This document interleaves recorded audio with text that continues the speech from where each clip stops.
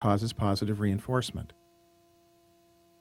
While Bingo is a homebody who barks at the door, some dogs tend to see an open door in a different light. Next, we will use the boundary in a couple of new ways: escape and evasion. Jan has two dogs, Angel the Bichon and Max the Airedale. Let's see how two dogs can be taught to stay inside when guests come to the door. On repetition number 2, Angel decides to go first while Max brings up the rear. Jan's reaction is to bop whoever sets off the sensor. You will notice that the door doesn't open during this trial. Each time, the rule is pass or fail. If the dog sets off the sensor, it gets bopped.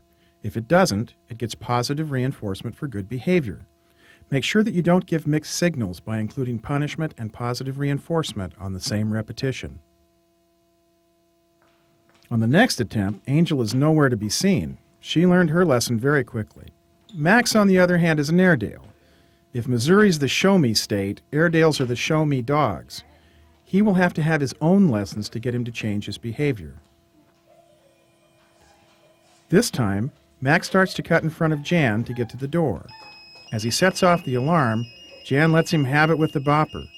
You can see that Max is startled by the bopper. Jan gave him a pretty good thump in proportion to his size, and because, as everyone knows, Airedales are hard-headed. This time, Jan's forceful bop on the last repetition pays off. She actually misses with the bopper, but still gets a major reaction from Max. On the next try, Jan's guest Garrett successfully gets in the door and then pets and praises Max for staying behind the line. This type of training leads to this next view of Max, behind the rope, with an open door in front of him. Finally, having accomplished a very successful first lesson, Jan removes the rope and congratulates Max for a great job.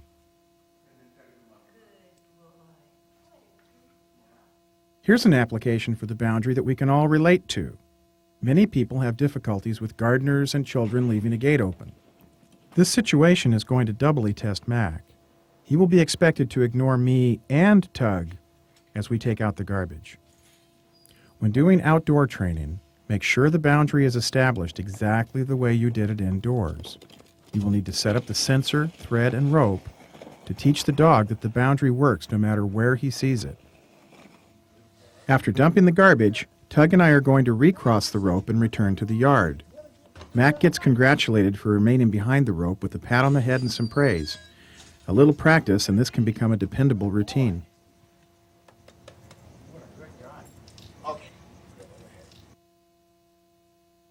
A familiar barricade in most homes is a kitty gate.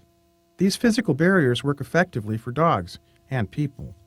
To teach a dog to stay out of an area temporarily, the boundary rope can be used instead of a gate.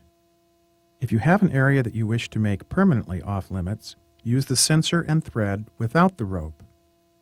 Remember to use the spray or bopper to create the inhibition, and then use clicks and treats to allow the dog to become comfortable with the new rules. A good guideline is to continue with the positive reinforcement until your dog's tail is wagging, but he still obeys the boundary.